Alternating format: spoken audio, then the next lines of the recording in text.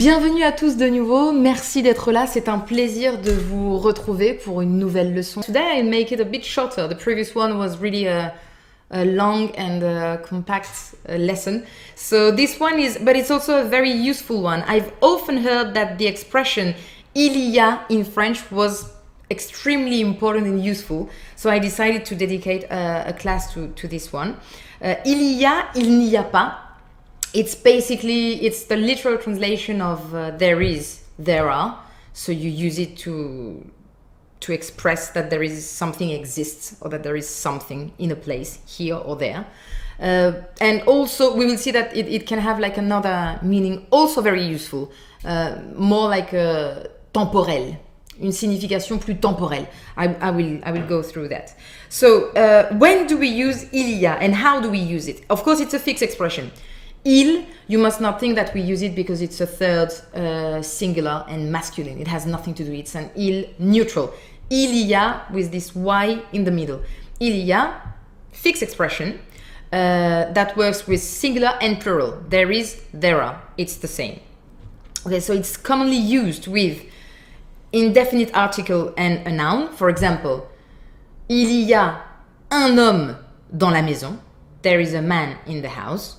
Il y a une souris dans le jardin. There is a mouse in the garden. Il y a des enfants dans la cour. There are children in the playground. So that would be with indefinite articles. You can also use it with numbers, obviously. Like, il y a 3 solutions à ce problème.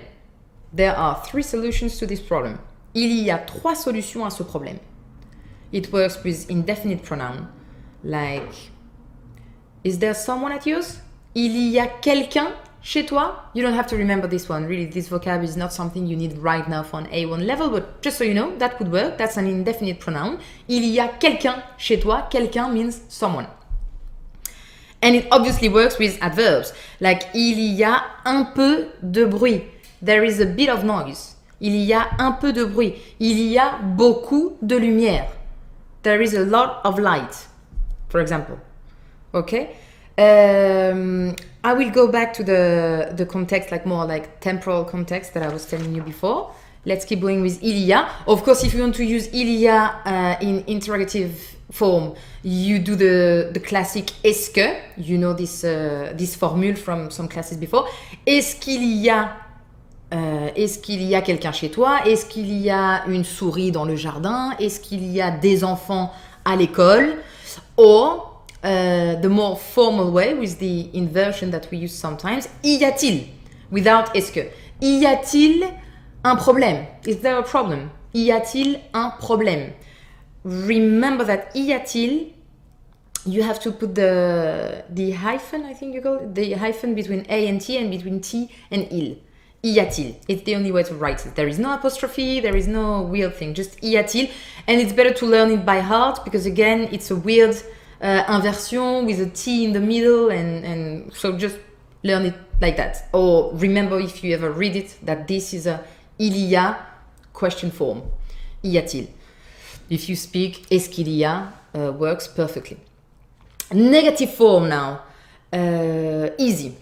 Easy because when you speak affirmative, you need to know what you're talking about. If you need un pronom indéfini, if you need to put a number like we saw before, 3 or 10.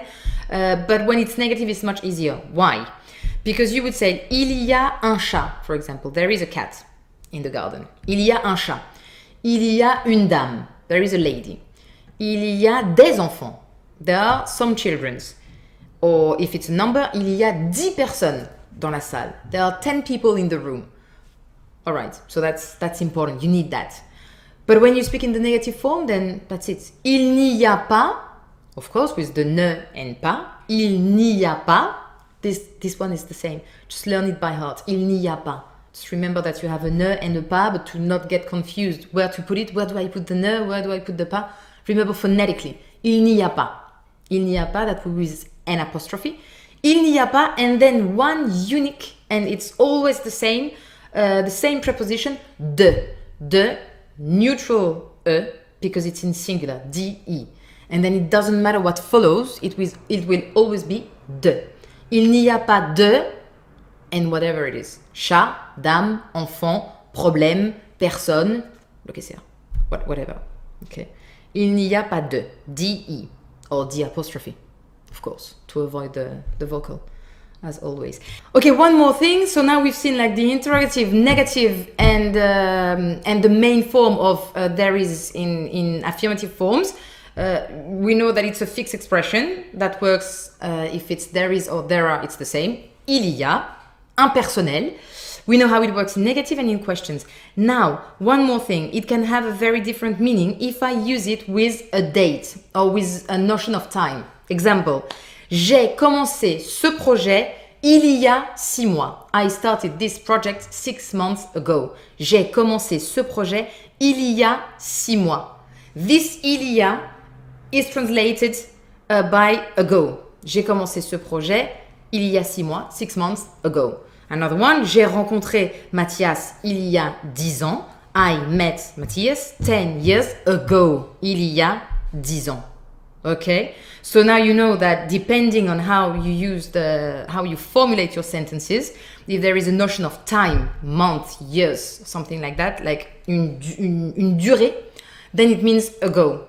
But if I'm just expressing like the existence of something, there is something, there are, then il y a. And remember to put some article. That will be in my next lesson, by the way, the use of indefinite article, definite, and review of partitif, because I used a lot here of pronom article, indéfini, and we've never seen it very clearly. So that's coming in the next lesson. That's it for il y a, il n'y a pas, which is one of the most important expressions in French. So I hope this is clear enough. As always, any question, let me know. And I told you this one would be lighter and shorter than adjectif démonstratif et possessif, and I kept my promise. So thank you very much for your attention anyway, guys, and à très bientôt pour une prochaine leçon. Au revoir.